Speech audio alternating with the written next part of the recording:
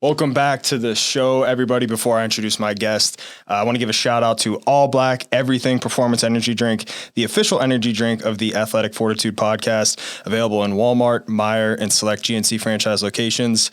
My Whoop Band recovery score has been in the red the last 5 days. So truly, when I say I don't know what I would do without this, I'm not lying to you, and it is phenomenal. As you see in every one of these episodes, I drink the whole thing.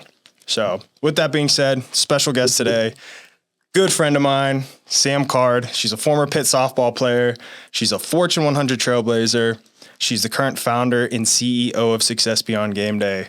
How you doing, Sammy from Miami? I'm doing good. Thanks for having me. No, it's my pleasure. And what I really like about interviewing people like you is to go from the corporate world to chase something that you believe in, to make an impact is not easy. And that alone, and when I compare things, I look at, the fortitude it takes to go from having an extremely high paying job to where you could not coast, but you're set up for the rest of your life to then switch and chase a passion with so much uncertainty. It's almost harder than starting your business right out of the gate. Would love to hear what pushed you and moved you to actually make that decision. Great start. I think it really comes down to a couple of very simple basic elements of who I am. As athletes, we are built to win, right? We want to win. That is the most important. Power and success is something at the forefront that we are early. We get in early, we leave late to hit the win, to do whatever it is needed, let's just say. I have found a way to bypass that need for power and success at a very high level, because we throw around this word called legacy quite a bit, but legacy is actually contributing and fulfillment. And that means whatever you have built, being able to put a platform where you can then pass it on to someone else and let it make it their own. That right there is one of the real distinctions as to why I shifted the way that I did, because I could look left and right with all the power and success and no one be there. Or I could do something more meaningful when I'm, not in this earth anymore, and it be something that passes on for generations. So that was, in the backdrop, the most important aspect for me as I decided to make the shift. And the catalyst became a couple of athletes. When I say a couple, about 2 to 3 athletes became over 100. And I've always been someone that wanted to say thank you and give back. But this became a bit more powerful because there were mental health issues and conversations about suicide that came to the fold. And when that happens, all of the things that you thought were important become so small. And I said I'd be grossly negligent to not do it. And that just became the catalyst and fuel to supercharge what I'm doing and what I'm building. So the word fulfillment you use, and I think this is a word that's becoming super popular: joy, fulfillment, happiness.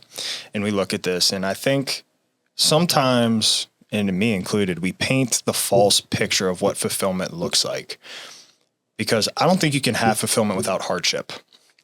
And I think a lot of people, when they're chasing fulfillment, and whether it's athletics or life or whatever, they face that hardship and they think, oh, I can't feel fulfilled because it's hard. So when you look at fulfillment, how do you define it, and how do you know you're being fulfilled? Can you describe that feeling? It's another good one.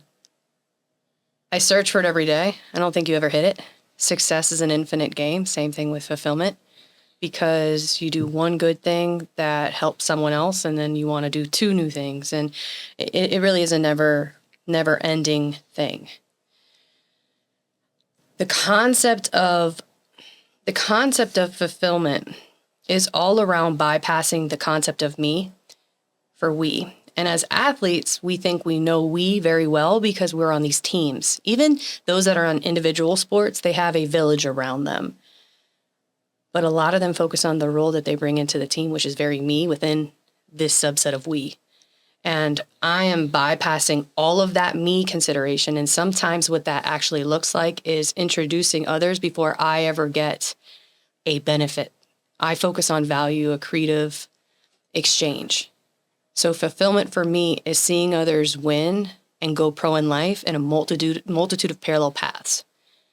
Okay, so it becomes less about a KPI, an indicator of success, and it becomes more about a barometer where I get to actually set the temperature, provide the space and ecosystem for others to lean in and be able to have a breakthrough. But what we do is we break down first together. And that really is fulfillment to me, is creating that space for others to lean in and talk about homelessness, talk about the things that they're afraid will hit their stock value or their brand ethos in a negative way. And I say, no, let's do it, but let's just learn how to fail fast. So for me, that's where the fulfillment word comes together, because I think it's a culmination of all of those individual aspects that never end. It's never going to go away. But what I'm trying to do is cut the cycle for someone to do it quicker, better, and faster than I ever did it, no matter what I get out of it. How do you foster that me or we over me when you're actually working with the athletes? Because really hard when you're even team sports, competitive landscape, the competitor in you wants to do well for yourself, but to be selfless in sport can be very challenging. How do you foster that and create that?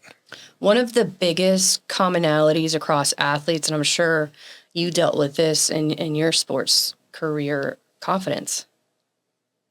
So what I do is I bring us to a basis that I can be a blonde-haired, blue-eyed woman who has never played a down of football, but look at a young man's eyes that's played football their whole life and be able to allow them the space to say, hey, guess what? It's okay to have confidence issues. And what I do is I meet them where they're at. And sometimes it takes a while. Sometimes I can break through in a week. Sometimes it takes months. Sometimes it takes years. There's no right starting point, and there's never an ending point. It's the 20, 40-year trajectory. So when I think about I think about the long-term journey. I've had athletes I mentor go from school to school, and I follow them. Now I've been invited to their weddings, right? So it goes so beyond the game to the point where this is a forever thing. And because they know it and they feel it, like I'll tell you from Michigan, AJ, he was training at XPE, and he said one of the most impactful things to me. He goes, Sam, you're everyone's biggest fan. He's like, I legit mean that. And that's when you know you're doing something, when everybody, no matter how they want to show up, feels like they can, because you provide the environment for them to feel like that they can do that thing that they didn't think they could at a high level. I'm not there to get you into the pro sports. I'm not there to get you to play collegiately. I'm there to keep you there. That's the difference. I'm there to keep you there for 5 to 8 years in the NFL, right? So let's bypass the barriers of the 2 to 3 years and empower you and bolster you, not enable you. So that's kind of my take on it. So the meet you where you're at, that's a saying that the director of health and performance for the Phoenix Suns kept saying when I had him on the show. And it's something I think is really impactful. I'd love to hear how you use that EQ to meet people where they're at, because fostering that trust, building those relationships, some people really struggle with that part. And that's a personality trait. But I'd like to hear kind of how you lean into your athletes. Yeah. That's an interesting one, because there's a lot of depth to this. So I'll try to hit it on the surface level, and then we can go any area you want. We all have different walks and backgrounds. We also live in a society of immediate gratification. On top of that, quality is put to the back and, the back burner, and quantity, right? Scale, do everything cost effective and scale. I'm not worried as much about efficiency as I am about effectiveness. They're two different things. So being effective means seeing, hearing, respecting, and valuing someone with the values in their inner world. And I listen for that so I can speak from that perspective. So I customize every interaction I have with everyone, and because of that, it breaks through the barriers faster. When I say everyone has different walks and backgrounds, you have some guys and some gals that grew up in communities that they only had sports as billboards, as a possible pathway out of their community. And then you had some that believe they could be a doctor, could be a lawyer, that they want to be known more than just their last name. It's not just mom and dad's dream. So being able to understand that different attitudes and behaviors around how someone shows up is a real consideration to listen and really understand, because they may say they need something or want something, but it's really something else. And by listening for someone's value in their world, it changes the game. And sometimes it's not now. And it's hard because I don't want to leave any athlete behind, but I also don't believe in free riders. So if your time's not ready, that's okay. I'm still gonna be here. And even if you're in kind of proximity, even though you're not actively engaged, show up the way you want to show up, because nothing will ever be mandatory with me. It's because you want to and you're willing to do an all-in, lean-in mentality and approach. I think that's a delicate balance, because when you're trying to meet someone where they're at, you're trying to have that EQ, that emotional intelligence, but you also want to be there to push them, because that's an incredibly important role in the athletic journey. Because sometimes when you're down, it's hard to push yourself, but having someone there to give you that nudge. Where have you found that balance when you're like, I need to give this person a push or a nudge? I'll give you a very specific example. And it was an athlete on the Raiders here having confidence issues. And one of the things that we did was, okay, well, let's break it down. Process-oriented human, so let's break the process down. So I said, okay, well, the average NFL game is 210 minutes? Okay, great. 210 minutes. That's a pretty long game. Well, how many plays are you actively in your position? And he was like, 50, 60. I said, okay, well, how long does it take to be present and do those plays? And he's like, 5 to 6 seconds.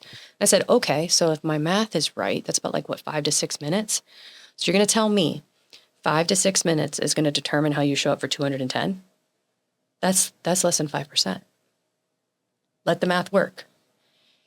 So some athletes might say, oh my gosh, they may have one perspective of a negative connotation to what I said, but this athlete said, all I need is 5 minutes of greatness.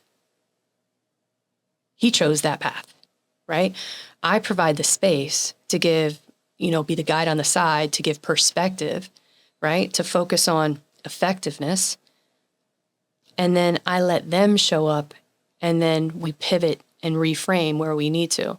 So if someone came and had a negative connotation to that, well, then I'll say, well, why don't we just focus one play at a time, because you have 5 minutes to get it right out of a 210-minute game. Or if you feel like you're too humble on the field, work on being a little bit more aggressive on the sidelines, because you have 205 other minutes. You see? So it's all about unpacking based off of their actual experience is what really does it, and why others lean in. Where do you think you learned this skill set to be able to, because some of that's analytical, process oriented with the soft touch of the human side. So if you were to coach coaches who are trying to get the best out of their players, but they lack, I can think of a few coaches that lack that connection side. Where do you get those skills from? How did you develop it? So I have a chemistry background.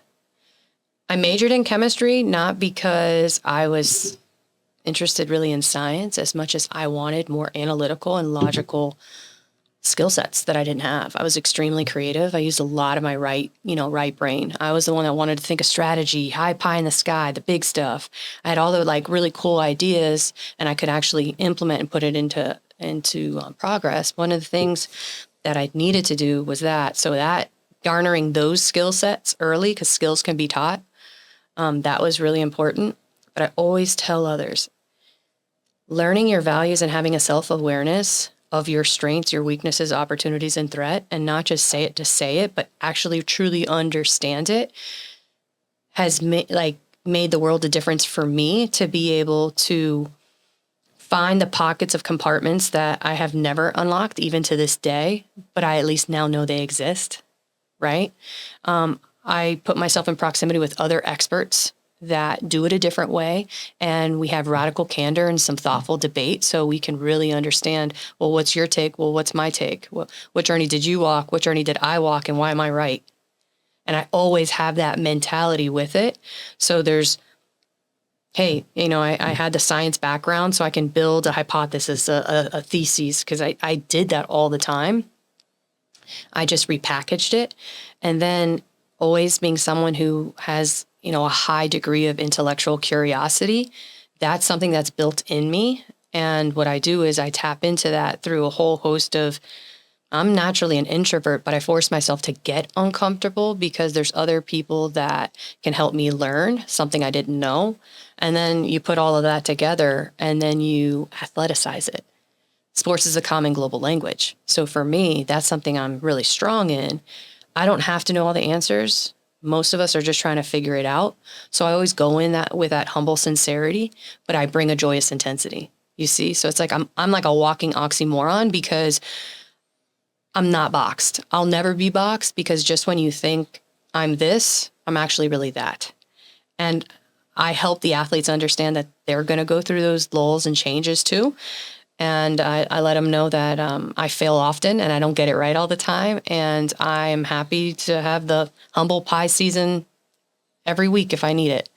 You know, so I just take away the fear of not failing. I just teach the mechanics of how to fail fast. Don't tolerate problems. Athletes, we tolerate problems. We stay in relationships too long, right? I think about the things outside of the game which impact the game.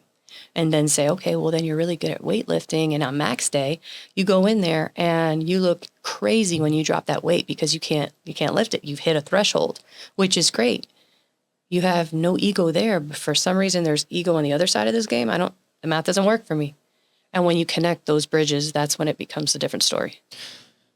What I'm curious about is I think it's really important to be rooted in values that you know are true, but yet still be open to having discussions with other people. When you hit that gridlock of disagreeing, how do you actually maintain that humility while also knowing and staying true to your values? So you have to know, you have to have a barometer, and this is where the EQ and the emotional literacy comes into play. Sometimes someone's not ready to receive. There are other underlying things in the background that they're bringing to the foreground because they're having a bad day and they're not willing to receive or understand. And they maybe normally are, but they're going through something, right? I have to put all the things that I wanted to do to the side to focus at the forefront of the situation at hand. Because if I say I want to see, hear, value, respect someone, that means that I do it every day and that I am present to what's actually in front of me, even if I had a plan, right?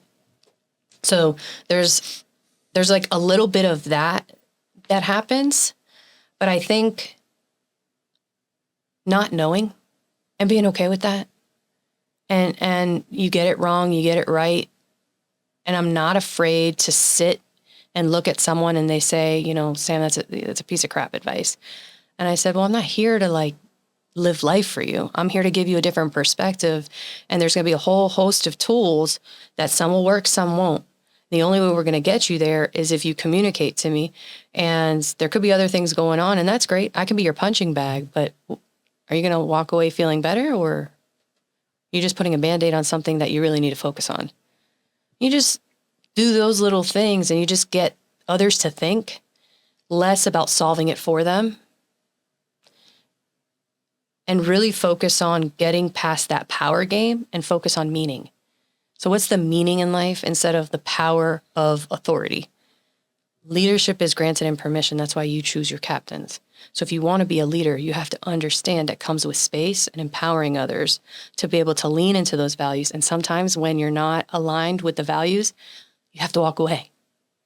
No free riders.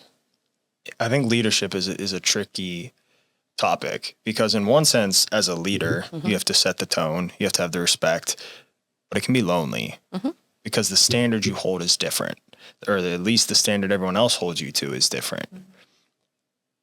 How do you navigate that gracefully, knowing that you're going to make mistakes, you're going to fail, but yet you still have to lead? And how can athletes resemble that in their own practices? Management is granted an authority. That's the title you get.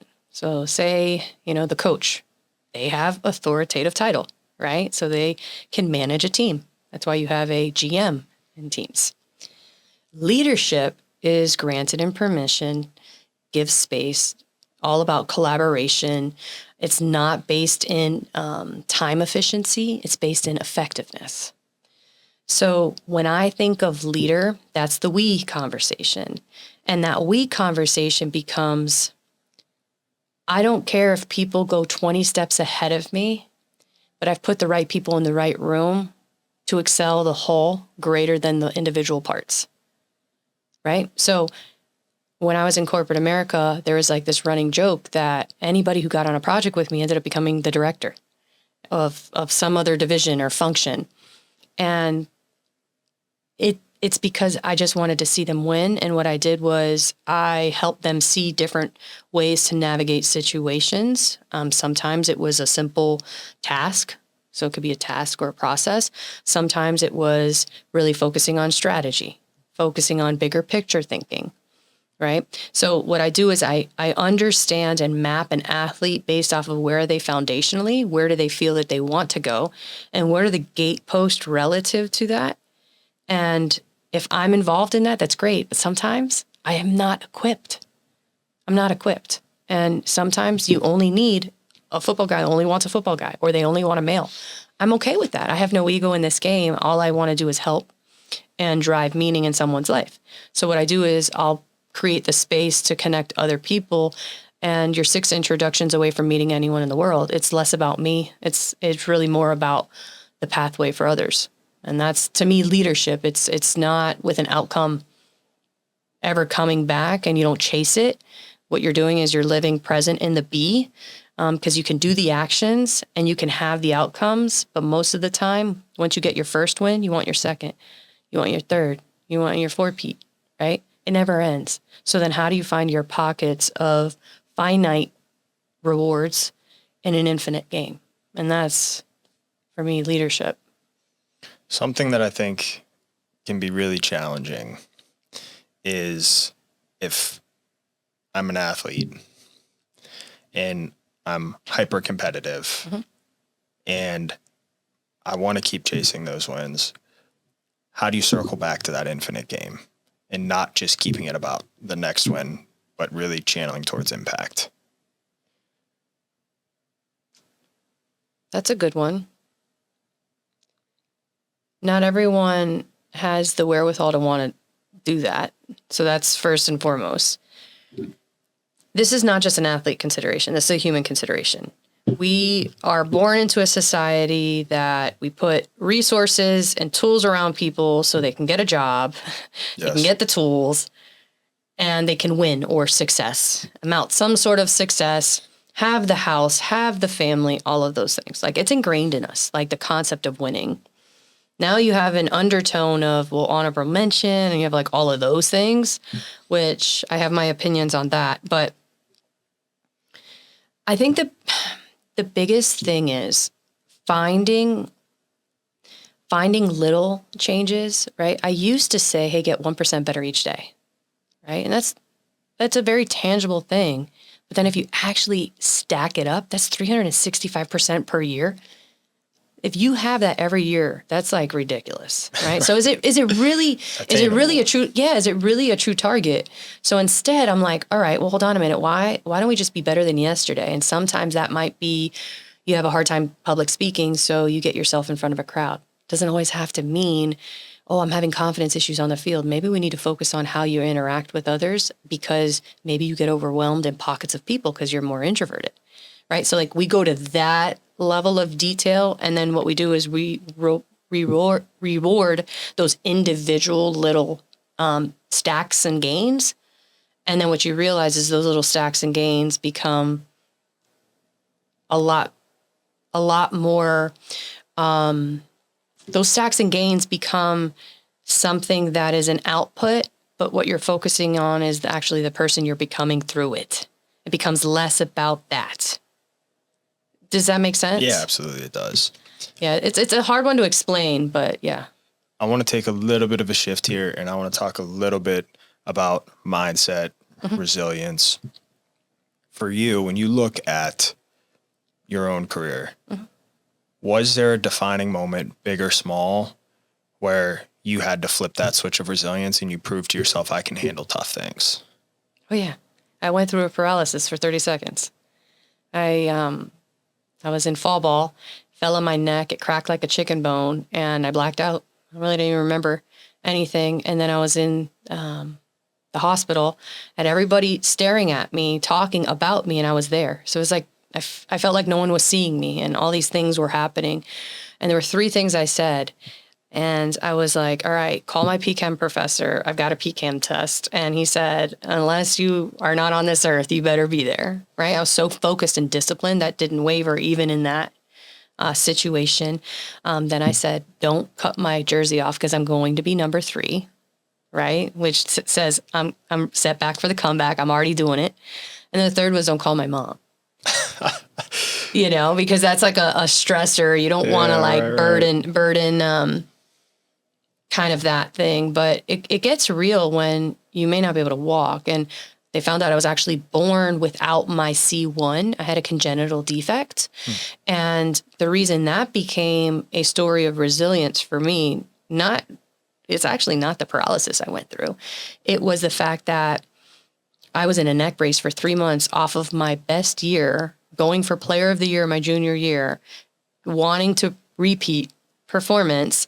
And my neck was so weak until they could figure out what it was. Then they found out I was born without my C1.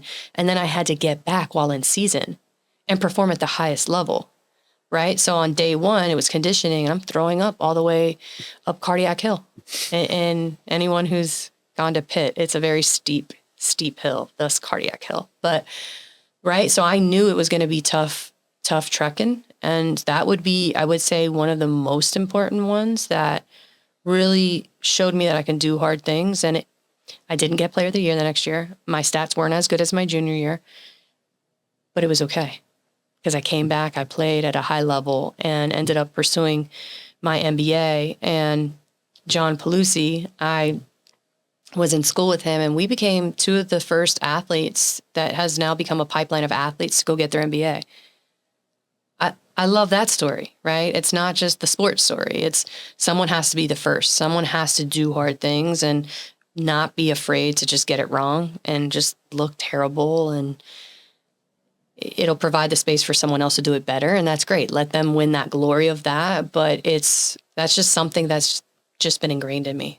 What kept you going with the uncertainty with your neck, with the not remembering, you're blanking, everybody's around you, and then it's the day-to-day recovery. You're chasing certain things, but there's a lot of uncertainty in that recovery. There's a lot of dark moments, a lot of tough times. What pushed you through? What kept you going? I was still breathing. I kept it real simple. I was still breathing. And the fact that I had professors and students recording the class so I could get the MP3s because I couldn't focus. I would get major headaches, and I still showed up.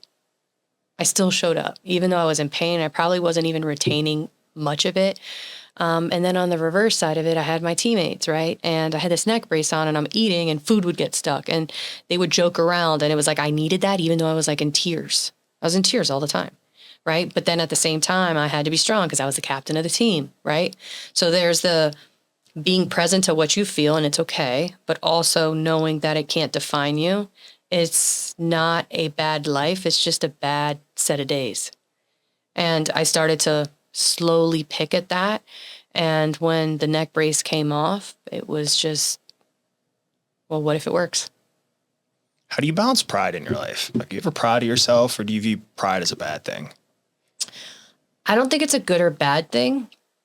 I think it could be a catalyst for someone that has an underlying layer of insecurity, and they kind of live through that, which is the distinction between being cocky and confident. So I think pride plays into that. When I say I'm truly about contribution, I'm not kidding. Like, there's no me in the story. Like, my mugshot may be on things, but it's really not about me. Like, when I wrote my book, it wasn't about me. I just shared my experiences. I need to be more proud of myself. I need to celebrate some wins more. And that's one of the areas that I'm trying to get better at. And one of the reasons it got real for me was Caleb Campbell. He went to West Point, and he's on the board of directors at Success Beyond Game Day.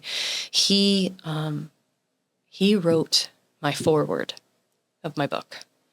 And when I tell you it's the first time I've really felt seen at a level that I had never been seen before, and he talked about my heart and all that kind of stuff, that was probably the first time in my life that I was like, wow, I'm doing something right, that I could have engagements with someone of his level and caliber and just pedigree of leadership and continuous display of that, saying this about me. It's like you inspire the person who inspires you. Like, that's when you know you've done it. And I would say it's an ongoing thing for me because I'm not great at it. I asked a similar question to Clint Hurdle when he was on the show. Growing up a Pirates fan, the Pirates historically have been awful. But that 3-year stretch, he was there. Yeah. You know, and I asked him, I was like, did you ever take time to appreciate what you did for the city?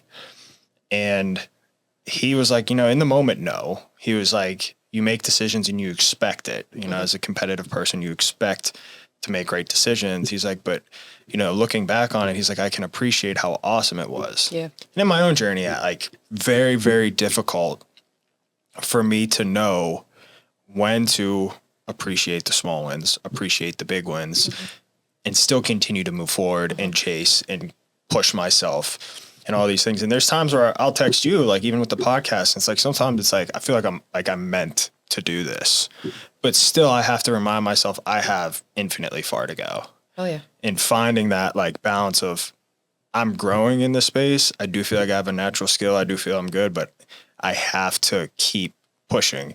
And it's such an interesting dichotomy of balancing that irrational confidence and that humility piece. And something I'm still trying to navigate to this day.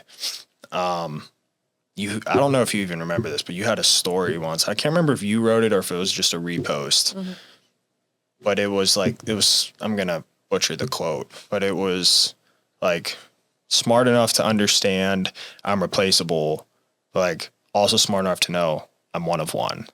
And I love that. And I don't remember, did you say that or did you repost it? Yeah, and it's actually been out there. I had said it before and it's come up, but it's talking about that humble sincerity and that joyous intensity. That's where it really hits both of those. It's like, I'm humble to know that I'm replaceable, right? But I'm confident enough to know that I'm one of one. And that's real. And we all are. I think we need to find our pockets of it. We're all just trying to figure it out, though. Like, we complicate things. Like, it's really not that serious. It's really not. And a lot of it comes to, the science of it. It's in the mind. It's really less about the physical piece. It's like, even just on basic mechanics of having a conversation, it's about tone. It's about your body language. The words are a piece of it, but 80% of it is your tone, your body language. Because it completely gives a vibe and energy to it, and it's how people receive you or don't. Because then you can say all the words, but people only listen to others when they know that person actually cares. And Pat Summitt said that, and that's why Pat Summitt was the coach she was, So I learned from the greats and their different pockets of mindset and methodology, and I incorporate it in a very rigorous way to figure out what sticks, what doesn't, and what doesn't work, I fail fast and I let it go. It's ingrained in my life. I don't just say things, like, I live it. I am it. It's who I am. It's what I stand in, so I can shoot for my noble cause. Have you seen Gino Ariema's clip or interview about body language? Oh, you would love it. So, long story short, he's with the media after a game after he benched Breanna Stewart, who now is and was one of the best college players ever, one of the best players in the WNBA. And he was like, listen, he's like, I don't care who you are. He's like, if you have bad body language, if you're pouting, he's like, I will bench you and you will never play. And he's like, listen, I get it. I have multiple All-Americans. I can afford to bench her and so on. He's like, but at the end of the day, he's like, I would rather lose than play people with bad attitude and bad body language. But that reminds me of that. So how do you fail fast and learn to deal with the ups and downs? Because I love that fail fast, and I've seen it frequently in entrepreneurship. I think as an athlete, or even if in business, it's like navigating that actual ups and downs, because the downs suck. And no matter, you're going to feel that pain, but it's getting out of it quicker. So it's, how do you actually fail fast, accept that failure piece, and move on as quickly as possible? You learn from your failures more than your success. So if I truly am a lifelong learner and I'm someone who has intellectual curiosity, I'm going to choose the learning route 10 out of 10 times. I live it, I walk it, I am it, right? So I think that's one of the biggest things, right? As I think about the concept of failing fast, I mean, it's a really good slogan and statement to say, but what is it actually required to do? I'm the guide on the side that shows you how to do something, creates the space for you to thrive in it, so you can bypass surviving. Because a lot of people are surviving in this world. They're not thriving, right? It comes down to every aspect of your life. Think about the relationships you tolerate. Think about the people you have in close proximity to you today. And what does that say about you? The person you're married to, the person you are dating, if someone were to describe you based off of who you are with, would you actually like that? Like, I think about those things. It's less about the concept of failing fast. It's more of like, take those moments to actually reflect and see if you would like that, want that. Would that make you happy? I focus on those more qualitative, not as much quantitative. And then, of course, the quantitative side of it kind of comes. The failing fast. So that was more like a relationship one. But in terms of business entrepreneurship, a lot of times we get emotionally tied to things. Because we get emotionally tied, it's our baby, this is a good business, this and that. And it shows out in not being able to delegate. Like, you do a great job with me and say, hey, Sam, if you need something, like I do X, Y, and Z really well, and I'm still trying to frame it out. And then you're also at the same time teaching me, well, hold on a minute. Do you really need to do that? Or am I tolerating a problem? Because if I hold the reins too tight, I am no longer leading, I am managing. And if I want to be a leader, that doesn't mean only when I want, right?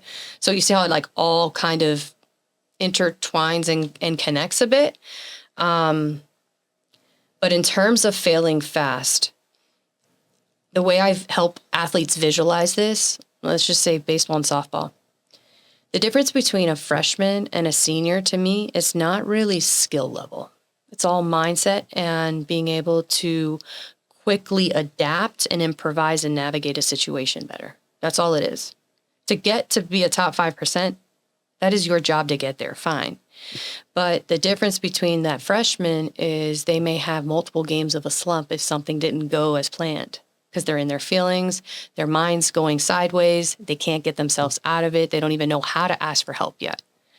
A senior understands how to ask for help, but will make at-bat correction. They don't wait for, losing 3 up at bats or multiple games. They're going to make in-bat correction even if it doesn't look good. I don't care if you hit a home run off of the ground or a good pitch. You can work on pitch selection all day, but at the end of the day, you had a result. Who cares how it looks? Ego has no place here, So I kind of reframe that piece of it, because everyone thinks failing fast means you have to be perfect on this. But then I think about Muhammad Ali, never got knocked out, but he did get knocked down and he took his 8 seconds. So my thing in order to fail fast is to be able to take your 8 seconds so you can get the learning before you go on to the next thing and prevent repeating it. And that's the key. Failing fast is not being able to repeat something that you're continuously not getting right. Have you read the book Amp It Up? No. Because you have a couple things that you just said there that tie in well with that. Okay. It's a book I suggest reading. Yeah, it's a good book. Okay. Do you have a process, a routine that helps you use that 8 seconds and get out? Like, is there something particular that you do that helps you really embody and embrace that? I wouldn't say I have one thing. One of the things that I have done as an athlete, we thrive in routine. Some are more rigorous than others. Some say you need a cold plunge in the morning. You need to put your face in the sun. Like, everyone's going to have their own process. For me, in order to get uncomfortable, I have to create pockets of comfortability to allow myself the mental space to go to the uncomfortable instead of just everything in my life being uncomfortable, right? Like I lived in Marseille, France, didn't know French. That's one of the most uncomfortable things that you literally can do. I had never left the country at that time, you know? So there's the young, ambitious, crazy way to do it. And then the other way is to create pockets of discipline. So one of the things that I have is different tips of the day. And it's who are you, right? It's who are your partners? What is your highest aim? What are we building together? What did we learn? And what I do is each day has that theme, inquiry and practice, right? So there's passion, there's fortitudes in there. There's a whole host of different things. And what I do is I structure my day around that. So I create the comfortability of a structure, and then I allow for the unknown unpredictability of what happens in that day. And I always stay aligned to what that theme, inquiry, and practice is, to not only live my life like a work of art, but to achieve excellence at the highest level possible. I love that answer. How would you define grit? Grit has multiple facets to it. It's something we actually measure with athletes. It's not a one size fits all. Have you ever watched the TED Talk on grit? Nope. Okay, I'm going to send that to you. It's great, but I actually think the precursor to grit is heart. There's just not a lot of studies out there where grit has been studied quite extensively with multiple dissertations out there. So I'm going to speak in the frame of grit right now. There's a huge concept of, the resiliency piece of this, but it's also, there's a soft part of grit that most people would never put in. And it's all around being very conscious and present, right? Is there like one word for it? I mean, you can have like a humility to it is fine, but a lot of times we think grit as like hit it on the nose and like get up and go through the brick wall. Well, sometimes you don't need to run through the brick wall. Sometimes you need to take a step back and be very consciously aware of your situation and try to find another way to get it done. Grit is making it happen in a whole world of potentials and no's and maybes, and you still stay focused on that thing that you're going after that allows you to unlock a higher high and a higher low. It's less about always being tough. Sometimes you could take a step back and have a humble sincerity that coincides in parallel to resilience and those kind of like harder words you would think that go with grit. And I think the people who have the ability to tap into that very masculine and feminine piece of it is, are the Kobe Bryants of the world, or the Michael Jordans of the world, right? You see the intensity of it. And you also hear Kobe Bryant talked about how he understands and bypassing the me for the we. And the reason people thought he was tough was because he wouldn't pass them the ball because they wouldn't show up at 5 a.m. because they were coming from the club. Well, guess what? Instead of giving up on them, what they did was they saw him as an example and they started showing up to the gym. To me, that's a form of grit, right? Which has the underlying precursor of heart. So I don't know if that was an answer you're looking for, but It definitely is. So through the lens of grit, in these periods, and Kobe Bryant's a good example. I don't know if you saw the Olympic basketball story of that, similar to him with, LeBron, D-Wade following him because they show up, coming back, similar to like his normal teammates, but he's in the gym at 5 a.m. and they were at a club partying all night. They're like, oh, shoot. And then all of a sudden everybody does it. But through these periods of deep and intense work, how do you keep your energy high and avoid burnout? So there is a way to think about it. So you have boredom. You have what I call the sweet spot. So think of like a bell curve. I wish I could draw it for you. You've got boredom. You've got the hot spot. You've got burnout, right? And what you want to do is you always want to be in that middle part, right? Where you're getting challenged enough where you're not bored, but you're not taking on too much where now you have high functioning anxiety, all of those, kind of different things. So I think one of the things that you have to realize is when you're bored, that's where you have the opportunity to take on more, but sometimes it doesn't mean you doing it. Sometimes it's putting yourself in proximity to others in different spaces for you to see if you like something or not, right? Learn from someone else's value in their world, right? So if you listen to that, you can speak from that. And then you can start to navigate instead of saying, hey, give me my development plan. Let me know my pathways, right? it's a complete different conversation, right? I'm an athlete, NFL player. And Tim Tebow said this, and it really resonated well with me. The playbook has nothing to do about really learning the plays.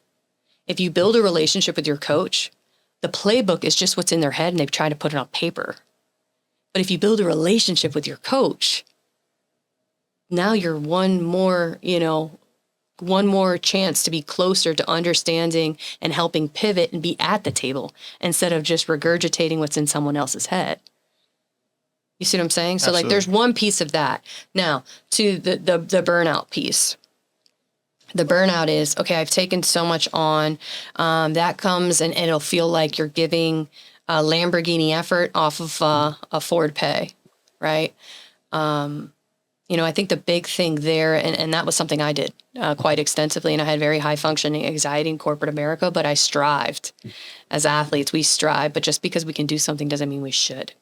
And I think where it starts is to unpack little pieces of letting go of things that aren't serving us and not being afraid to ask, like not knowing the outcome of it, right? And a lot of times I feel like women don't ask, men ask a little bit more. But I think one of the ways to get through that is sometimes you just need to raise your hand and cry uncle. And who cares if it impacts what you think is your reputation? Reputation and stereotypes is where 80% of the world live. I'm focused on core values. Reputation and stereotypes are external driven. Other people get to decide that. Core values are something I get to decide. I get to control my narrative. And then I can focus on who's congruent with values. And then I focus on alignment, not agreement. Changes the game. So That's a wonderful thing. And to kind of wrap it up here, and I'm going to paraphrase the quote, but it's from Alex Hormozy. And he says, you're going to have anxiety. Mm-hmm. You're going to wonder if it's going to work. You're going to doubt yourself. And he's like, good. This is what hard feels like. And it's like everybody quits at this point. Mm-hmm. The harder it gets, the less competition you have. Like, just keep pushing through, essentially. And I love that quote. It's one of my favorite quotes. Do you ever try and escape those anxious feelings, or when it's that doubt? What is your communicatory process in your own head when you're feeling those things and moving forward? Like, how do you actually communicate with yourself in those instances? I can do it. I keep it simple. I'm like, I can do this. I'm built for this. Like, I'm the one chosen to do this. Like, lean in. What if it works? Everyone focus on what if it doesn't. Like, what if it works? Right? On my last dollar, I'd still be doing this. That's when you know the why behind the you. That's when you understand a purpose-driven life. That's why I can look people in the eyes authentically and truly see them, because this is what I am born to do. I don't get to not do that. I'd be grossly negligent if I didn't. So I also take that responsibility on myself to say, you're built to do this. Like, what are you going to do? Shy away from what you're meant to do on this earth? Like, shame on you. That's selfish. And you're better than that. And that's the tough talk that I say to myself. But yeah, I mean, what if it works? I mean, who cares? Who cares if it doesn't? I still have my corporate skills. I still have all those things. And there's going to be no ego in it. I bet a bunch of people would want me there. But doesn't mean I would ever give up on what I'm doing in parallel. So. Well, I can't thank you enough for coming on. Love this conversation. We've been wanting to do this for a while. It's funny we had to go across the country in Vegas to make it happen. But nonetheless, thank you so much for coming on. People want to reach out to you. Where can they find you? If you want to take the time to promote anything, please take the time to do so now. Yeah, you can follow me on my Instagram, Samantha S. Card. My business is Success Beyond Game Day, so you can go to successbeyondgameday.com. I also have a book if you want to read it and really understand kind of my why and my pathway and shared experiences for you to add some value to different ways in your life. It's on Amazon, Success Beyond Game Day. It couldn't get more brand congruent than that. Awesome. Hey, well, thank you so much. Can't thank you enough for coming on. Listeners, tune in next week. Like, rate, subscribe. Check us out at athleticfortitude.com. Appreciate you, Sammy.